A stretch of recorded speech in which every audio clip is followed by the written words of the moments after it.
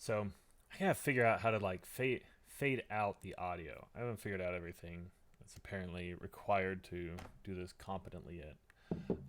So what we're gonna do is code some data and some public breaches that are in our queue for VCDB into structured data. That way we can use them in the VCDB data set. Uh, so we have the VCDB data set is this public data set that of publicly disclosed breaches so that we can keep it public. And it's used not just by for the DBIR, but also for academic uses, and we see it used in several other places. But the first thing we gotta do is we gotta take publicly disclosed breaches and turn them into something structured so that they can be analyzed. And so that's what we're gonna do. The general process is we're going to look up a bunch of data and we're going to fill it out in a web form. And so let me switch over to that. So, see, there we go. This is my queue, and it's actually, I'm starting to burn some of it down. And then this is the web app we use, and anyone can use it. It's just at it's hosted at veriscommunity.net, but it's also hosted in the Veris repo. And so I'll go there just for example's sake. Let's see. And so here, it's an all-in-one HTML file, and so it's the kind of thing that you can run in a browser. I think it works in Edge, in Chrome. We've had some problems trying to get it to work in Safari due to some weird permission things. But it doesn't connect to anything else. You can use it in an isolated environment. It never sends anything back. It just saves it out as a zip file, and then you can choose what to do with it. And so if anyone else wants to work with structured data or structuring their breach data, this is a way to do it.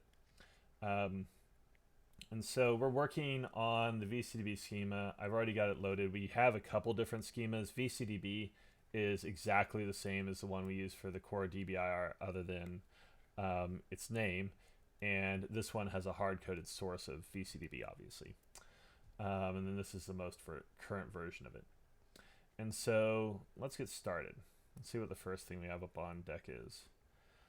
Unsecure database. Hey, who would have guessed that happens? As with always, the things that happen a lot, happen a lot. Okay. So the first step is to just fill in who the analyst is. It's me. And also the GitHub ID. And so that's so that we have traceability between the final record and the original one. It also helps like when you're trying to kind of figure out how things go from the text to the actual record, and also if you're trying to like look for duplicates or things like that. Okay, 60,000 patient records. Well, at least we know the compromised, the attribute, how many of the attributes compromised. It's patient data, employee data, email hack. Yay. Gained access to an email account, breaching yada yada yada. So how did they get access to the email account? I'm going to go out on a limb and say this is probably phishing, but it could be other credential attacks. Florida based physician services notified 60,000 people. According to officials, discovered an unauthorized individual gained access to a number of email accounts. Investigation launched. An IR firm worked on it. Officials determined the breach account contained personal data. See, this is the thing that drives me nuts. It's like they know that the data was in the email, but they don't ever say whether there was any reason to believe that the data was downloaded or not. Everyone gets a free year of identity protection because, of course, they do. Yeah, it's like the acceptable way to say I'm sorry for losing all your data. So is this? So are there two here? So there's an email thing up here, and then there's another one down here, and I think this is the one that was in the actual record.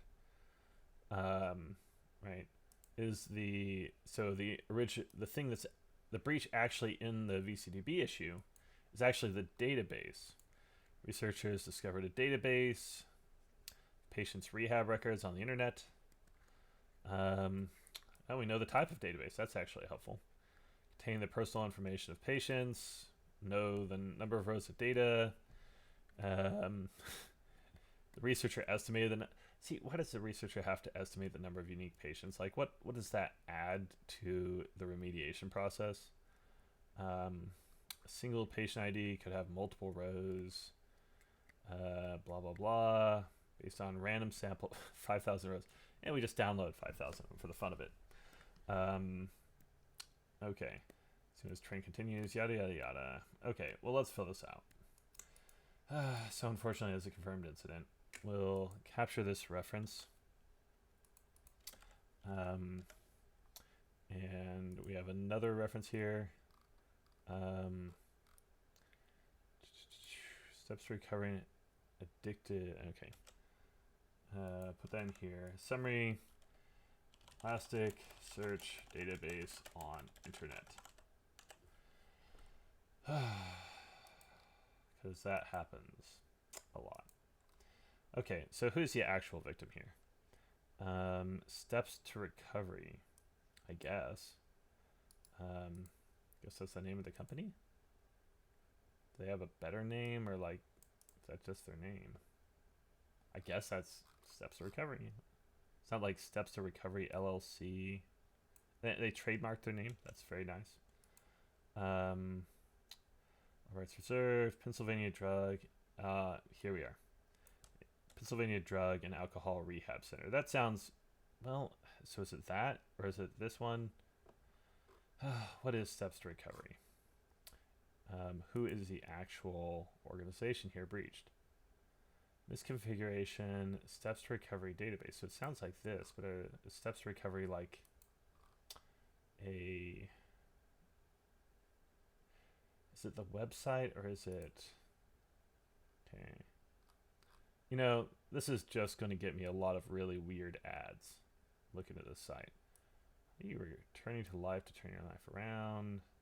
Not really. This is not why I'm looking at your website. I guess it lists out a bunch of... So this may be an aggregating program. This happens sometimes where you get like a company that is like provides IT services to a bunch of kind of traditional companies. And, you know, doesn't necessarily have the security program that a traditional IT company that kind of worked from the ground up and does all their own stuff would. Okay, so how many? Next one is how many employees do they have? And we know where they operated, thankfully. So, but I'm gonna check LinkedIn over on the other screen to see if I can figure out how many employees Steps to Recovery has. It's got to be, if nothing else, I'm going to assume that it's a small company, just because, yeah. Here we go. LinkedIn thinks that they have 65 employees online, and LinkedIn estimates like 100 or 50 to 200. And so we'll go over here and just enter that down in victim information. I need to come back to timeline information as well. So they're probably between 100 and 1,000. Because the actual employees online is obviously normally low, because it's just the people that are employees and have signed up. So industry, healthcare. I mean, we can check. So Steps to Recovery. Next. Mental health and substance abuse. I can live with that as a code. And we'll double check to make sure that's what we think it is. 623220. Our favorite friend over here. 623220. Mental health and substance abuse facilities. Okay. And then locations affected. There's one database. In the United States. There we are. And region, and we're using the M49 codes, and we're concatenating the kind of minor and the major together. So it's 019, 021. 019 is like Americas, and 021 is North America. And then for states, we're using ISO 3166. There's one for the US, and then there's one for not the US as well, so you can capture states other than US states. And it's really like provinces, regions, that kind of thing. So we'll look at Pennsylvania. So what's Pennsylvania, right? I'll put that in here first. Let's see. We had that nice, pretty map. Levittown, Pennsylvania. Okay.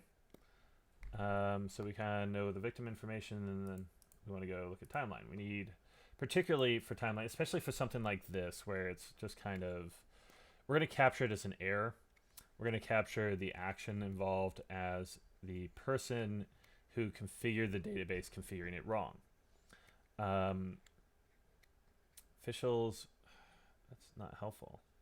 News releases, maybe the news release has April 27th, today announced. Okay, so we got a timeline. So because we're going to configure this as an error for the system admin who stood up the Elasticsearch database. And so because of that, there's not a lot of timeline stuff that we have to put in. 2019, April 20th, and time is not really important. But, you know, we could capture things like time to compromise, but really it's just the researchers scanning the internet. There really wasn't any, so there wasn't like time between when they chose to target this organization when they compromised it.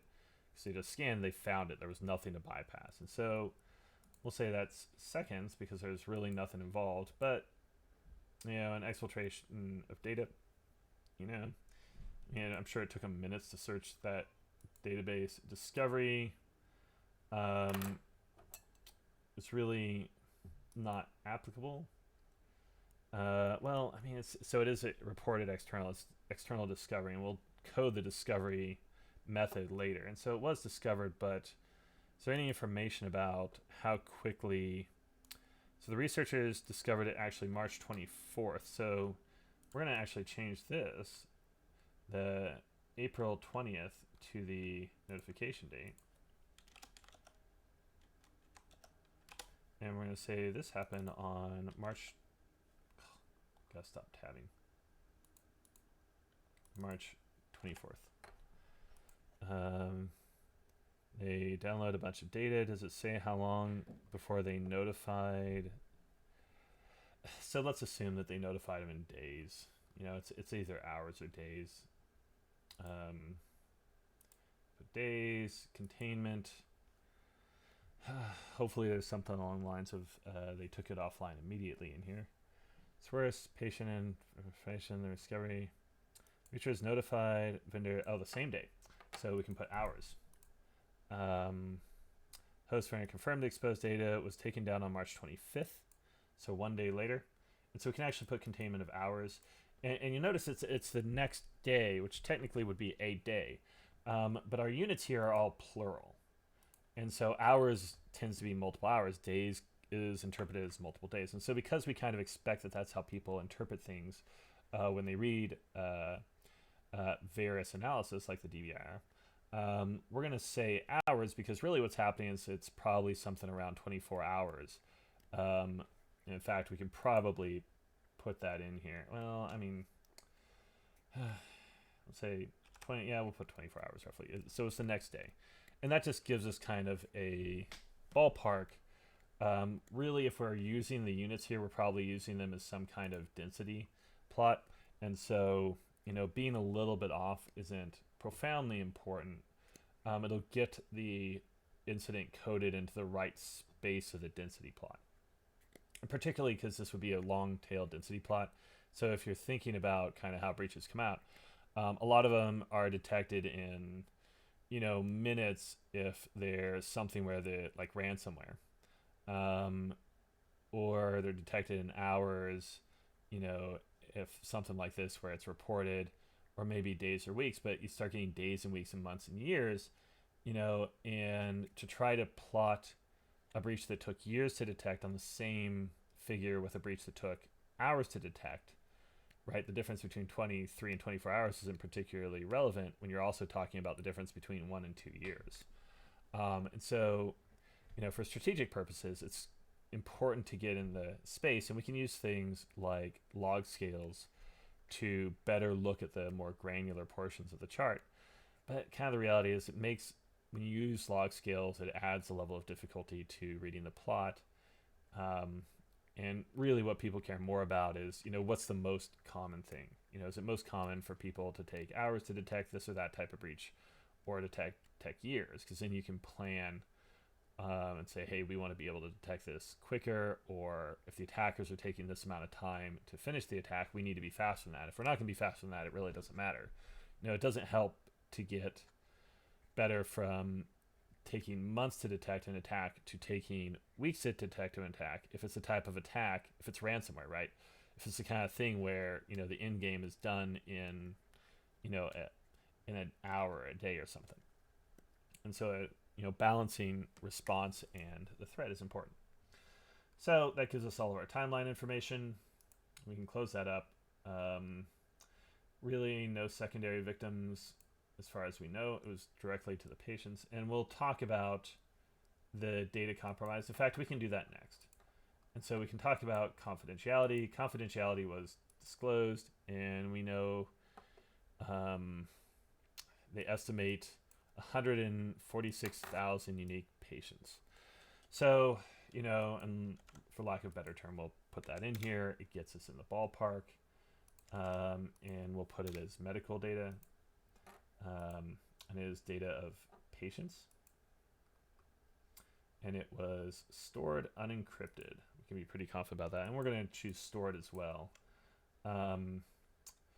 If you're using the standard DBR toolchain to create the instance, if you're using the rules script and you're using the validation script, if you check something like stored unencrypted, it will infer that also means it was stored, and will fill that in for you. But it's good to check both just in case. And this is an important part of how we have worked with Veris. We have started to get to points where we need kind of these second levels of hierarchy. However, because we're using a JSON schema, every level of hierarchy adds just a huge amount of complexity into the actual schema.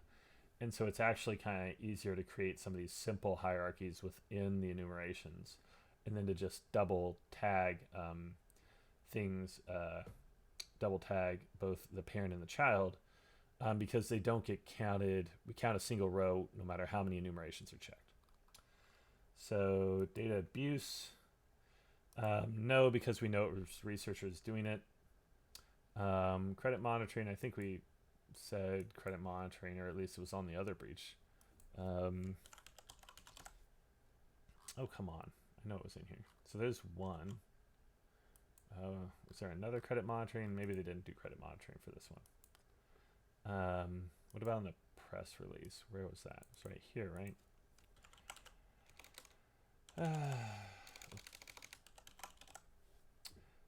EM has a range for continuing credit monitoring service. So, yes, 1 year. Stuff that impacted, we'll just see yes. So we don't, but we don't know the years, I don't think. It just says that it's been arranged. Just not aware of any impact. Impacted by fraud or theft. Blah, blah, blah. This is all so common. And so that was what was compromised. And now we need to go back. Asset. In this case, we know exactly what it was. Oh, give me my asset back. It was a server, and it was a database server, and we know it was one, and we specifically know, we know it was Elasticsearch, but we do not necessarily know the operating system, do we? Does Elasticsearch, I assume Elasticsearch runs on everything. Trying to think, what have I run Elasticsearch on? Support operating systems. Yeah, I can run on Windows and certainly Linux, right? They recommend Linux. So does it run on Windows? Can we just infer Linux because it was Elasticsearch?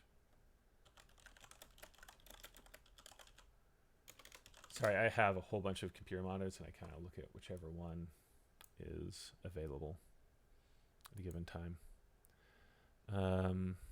So yeah, it looks like you can install on Windows. So we really don't know what operating system it was running on. We also don't know if it was cloud storage or not, which we'd like to know. I mean, it'd be very helpful if we can know a little bit more about where these things resided, but we don't. Action, error, vector.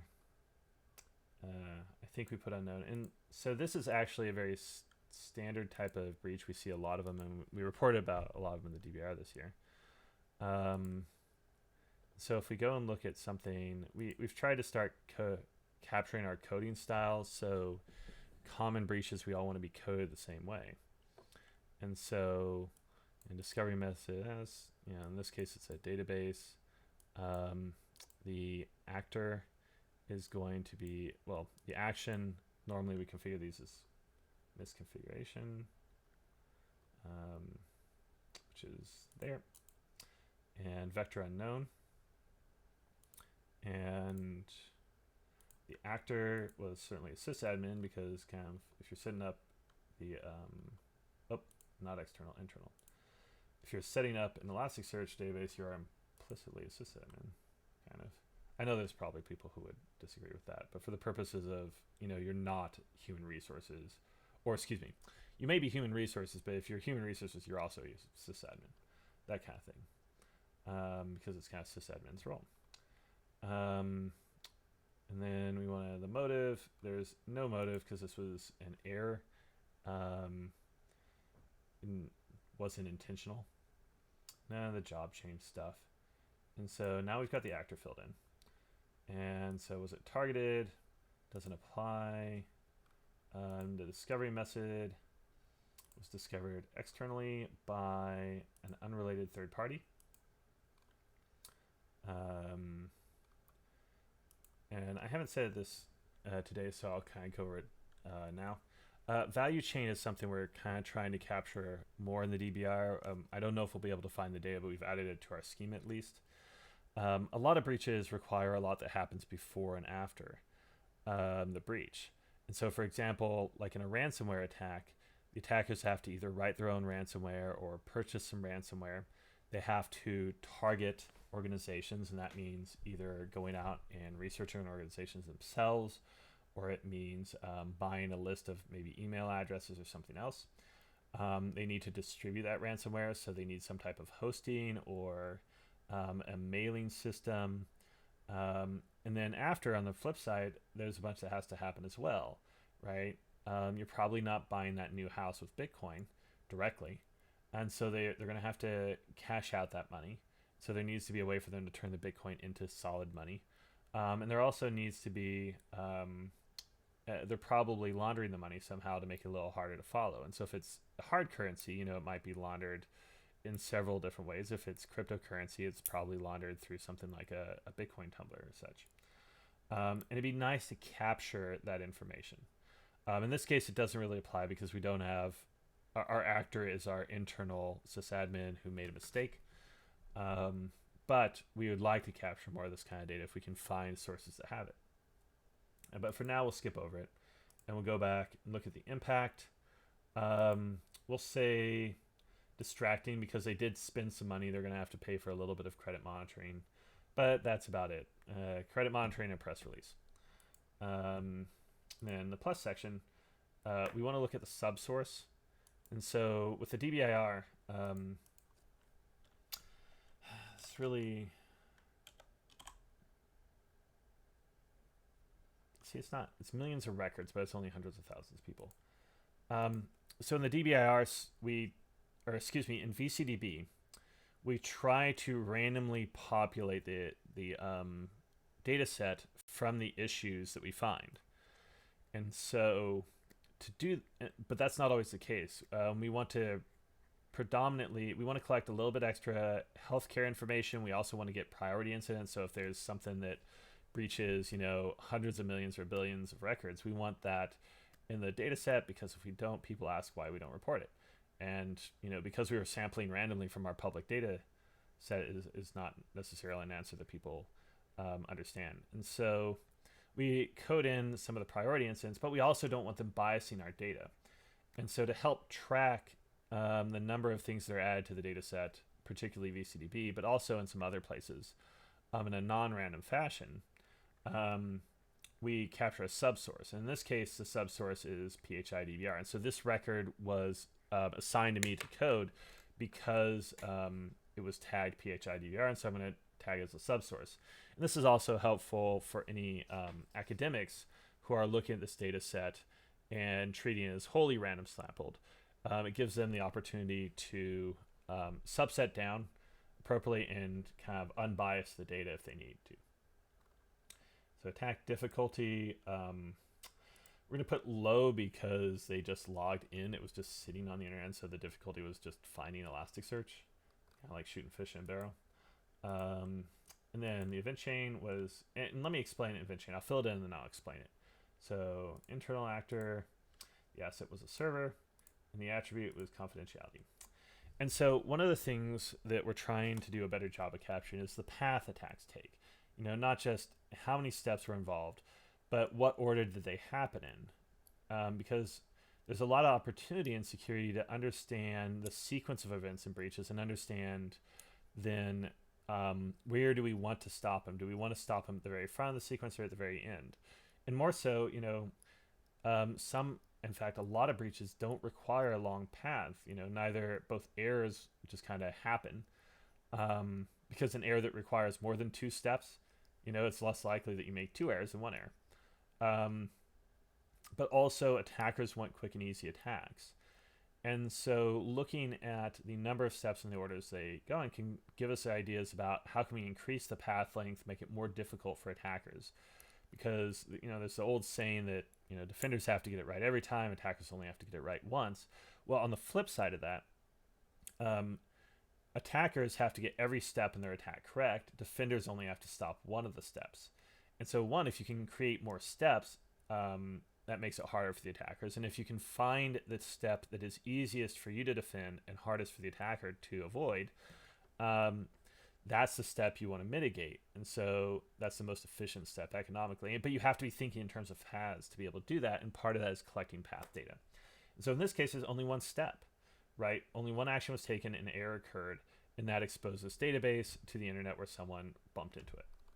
Security maturity, we really don't know. Cost to correct actions, we don't know.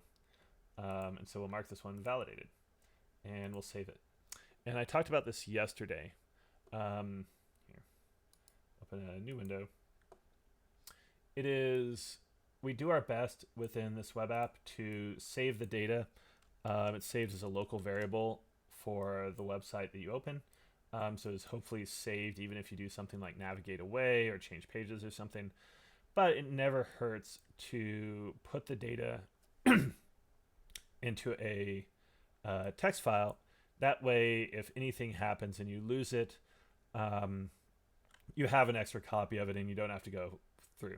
And one of them is, it doesn't hurt, but like if you've been doing this all day and you've done like a dozen and then you crash your browser and it doesn't have, or you clear your clear your cache or something, and all of a sudden the data is gone, that is saddening, I think is the least, the most simple way to put it. It is very disappointing. So, okay, what's the next one? I ran Ridehailing App database exposure. Okay, another priority one. Let's look up some of these. So it's been assigned to a couple people. Back and forth. We'll look up the websites. We'll close those other websites that we had. Yeah. So what is this? On April 18th, during regular security audit, I have just, so who is I? It's Bob Dixon, an open and publicly available MongoDB Okay, so this is exactly like the last one, except it's MongoDB instead of Elasticsearch. Yay! Yeah. Yeah. By the way, if you ever wonder why you see really common things over and over again in the DBR, it's because really common things happen a lot. GitHub incident is 13430. That ain't,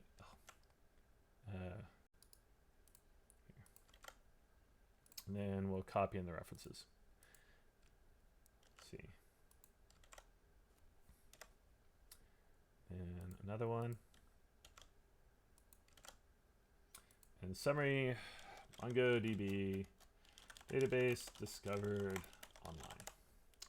Yay! Confidence high. Timeline, and it was nice that they actually have a day, so April 18th. It's amazing that the article was published the same day. Okay. Excuse me. 2019, April, and then 18th. And it looks like that was the same time that notification of everyone occurred, including the public. And generally, we consider a notification the notification from the victim to the public or to the people whose data was lost. And so it's not when like the security researcher notifies the organization. That would be discovery. And so let's see if we talk anywhere about when this was discovered. I did not receive official confirmation. The company, we can only guess if the data was part of their infrastructure. However, no matter who owned it, the fact alone, highly sensitive PI was available in the wild for at least 3 days. Okay, so we know containment. Normally containment goes from discovery, and so it's not really clear if the company didn't respond when they didn't. I immediately sent an alert to Iranian CERT. Let's assume that this happened. Investigation with the assistance of dedicated security. We were able to get in touch with a couple of drivers with an attempt to identify the owner of the database. At the same time, the colleagues have reached out to big ride-hailing companies in Iran. Okay, so let's assume compromise took, again, seconds because they just found it on the internet. Exfiltration, they looked at the data for a few minutes, and it sounds like it took a couple hours to notify whoever had it, and then containment happened within days. In fact, 3 days. We won't subtract off the hours. And so that's roughly the timeline, what happened here. We can close all these things down. Let's see. We'll close timeline, and we can go on to the victim. And this one may be kind of hard because we don't actually know the company name, right? We know it's a database of Iranian drivers. And I thought that it said what the ride-hailing firm Tap 30. So, okay. Tap 30. CERT on April 10th was discovered on MongoDB. Later media extensively covered the breach. That's unfortunate. Let's security discovery. Well, let's learn a little bit about Tap 30.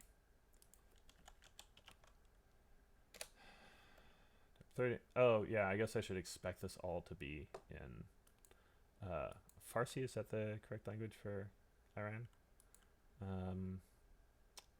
Maybe Translate will tell me. Persian. Okay. So Tap 30 employees. Maybe are they on LinkedIn? I guess. Yeah. Oh, and this will be good. So 300 employees here, and we can assume that they're a little bit bigger than that. And so let's say 100 to 1,000. Indice, Tap 30, mix code. and if we can't find a Nix code for them, we can look at like another ride sharing service. So whatever the Nix code is for Lyft, I'll bet that's more commonly shared. So yeah, we got 485310. So what is 485? What is 48? That's manufacturing, isn't it? Or transportation? I guess that works. 485310 taxi service. Okay, I can live with that. I don't know. Should it be taxi service or limousine service? We'll go with taxi service. Country Iran, which I assume is in the eyes. Region of the world, it should be Middle East. But we'll double check that because the regions, the M49 regions, don't always cut exactly where you expect them to be, and so it's good to kind of guess at what you think it is. So West Asia, and then is Iran in here? Unlike the Unions excludes Iran from West Asia. Okay, where is Iran included then? Southern, yeah. And this is why we check. Maybe North Asia? Let's assume it's Asia for now, which would be 142. And let's start hunting. The problem is it always seems hard to kind of back search. It's not Iran, or it's not Central Asia. It's not West Asia. Southern Europe? I mean, a little. Eastern Europe. If it's Italy. Nope. Well, maybe we'll search for it. So Iran M.49.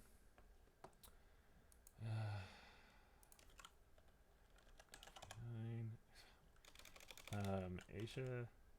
It's a country in Western Asia. Well, that's what I guessed originally. Here it said excludes, unlike the United Nations Statistics Division, which you'd think that they would use UN M49. I'm going to put Western Asia. It seems to be the most reasonable interpretation. State, we don't know. And we'll leave the rest of this. And so action, and this is going to be the same as the one we did, right? It's an error. It is misconfiguration. We don't know why. And then we can close the action. And we can look at the actor. It's going to be an internal actor, a system administrator of some type. Motive, there is no motive. And we've got the actor down. The assets, we're talking about one. We know it is a server, a database server. We can put one of those. We can note it's MongoDB. Cloud, I don't think it's known. Is there more details here about what type of system it was? Cloud isn't mentioned. Here's all the disclosure. Record duplicates the dataset, so the estimated number of unique entries is 1 to 2 million. So we'll use that when we get down to attribute in a second. Total number of records may not represent all invoices. Personal information, basically name, social, phone number and such, or Iranian ID number. Yeah, I don't think we really know operating system, or unless MongoDB only runs on one operating system, which would be surprising. So I guess we could go and look at that somewhere.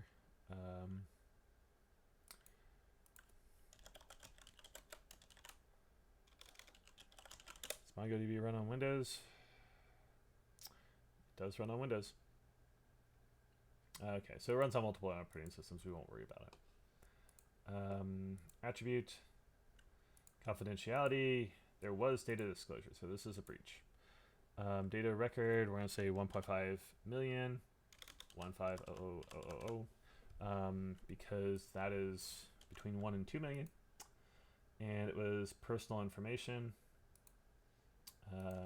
Put that amount in there. And really kind of, it was customer information, right? Yeah, because it's invoices. So I assume kind of purchases. So data abused, no, because it was a researcher that found it. State stored unencrypted and stored. And that was really the only attribute. So targeted, no, because it was an error, and the error was mistake.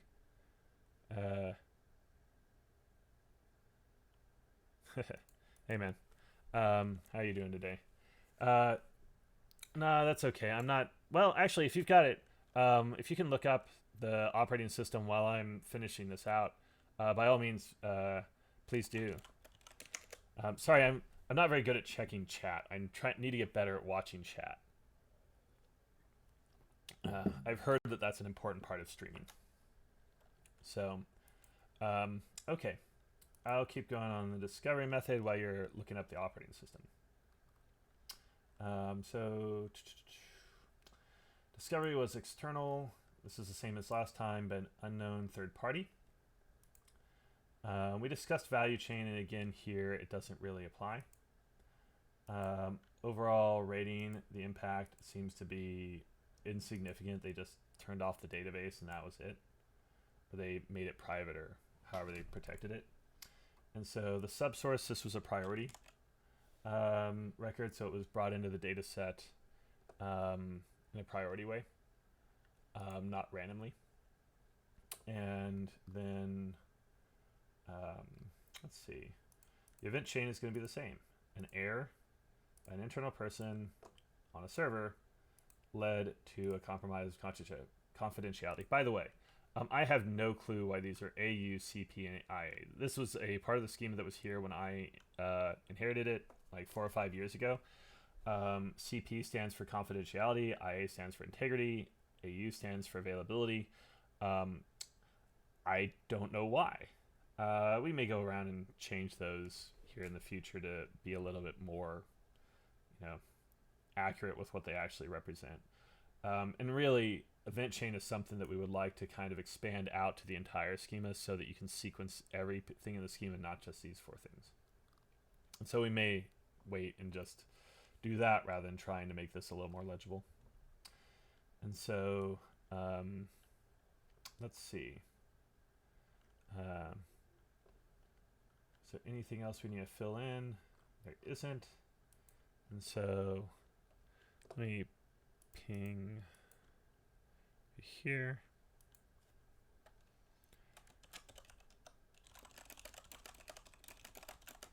So I'll see if you're able to look that OS up. You can give it a few minutes. I'm trying to decide. So it's 10:45. And this one went relatively quick because it's kind of something we do. And 15 minutes is about what they normally take to code. Sometimes the last couple have taken a while longer, like the first one today took half an hour, but it's because we kind of got started. We talked over some of the individual things in the schema and stuff like that. We kind of guess about 15 minutes per record to code into VCDB. And it's interesting because when we're adding, several hundred a year, you can just kind of guess how much manpower it's taking to create them. And so, let's see. But, in general, they don't take a lot of time to create. It's not a terrible effort. And it's really helpful because if you're like an organization that, particularly for larger organizations, say large businesses that have a lot of sub areas of their business, or like a state government or a regional government, and you're trying to collect data from your various different departments or different counties or sub areas. Um, Having it structured like this is a great way to collect it and then be able to go and try to identify what specifically is happening in your organization. We also make the tools to analyze the data freely available online. And so you can import them using R. In fact, the easiest way to use R is with a Jupyter Notebook. In fact, I need to do that. I may do a stream later where I kind of go through pulling in the VCDB data, which could be your data, and importing it and then doing some analysis on it.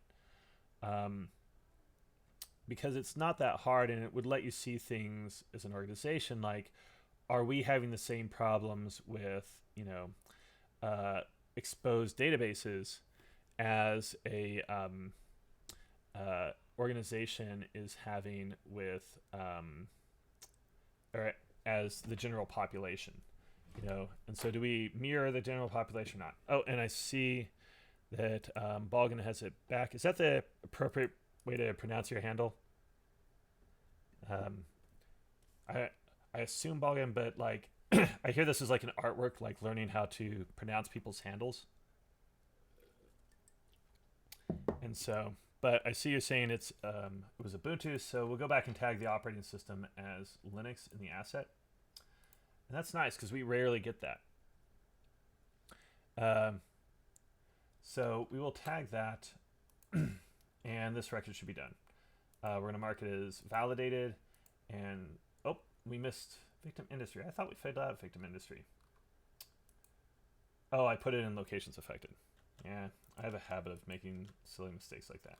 So there we go. Save it. We'll copy the record out, and I think I am going to skip and not do a third record just now. I may come back later and do some like an example analysis. But this will give me a chance to kind of show you how we save these out.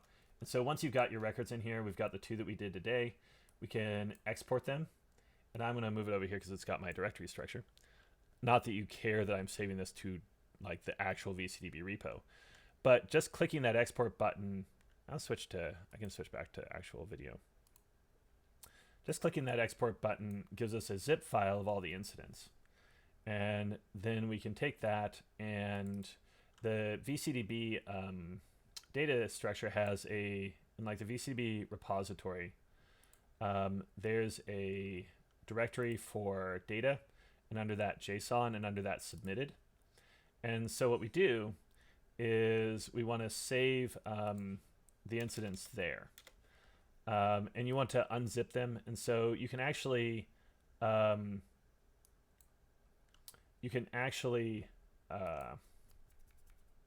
commit or do a pull request for incidents to the DBIR or for VCDB to add your own, because as we do it, when you submit into the submitted section, every night the repo gets pulled by our internal workflow. The records get reviewed, business logic is added to them, they get validated, and then they get moved over to the validated section, and the data frame gets rebuilt. And this was a goal of ours, to try to get a more kind of repeatable and regular flow, so that as we coded VCDB incidents, the data set gets bigger rather than people have to wait for us to do kind of a manual update. And so with that, I've got a meeting coming up in 10 minutes. I will try to be back later, but thank you all for watching. I appreciate it.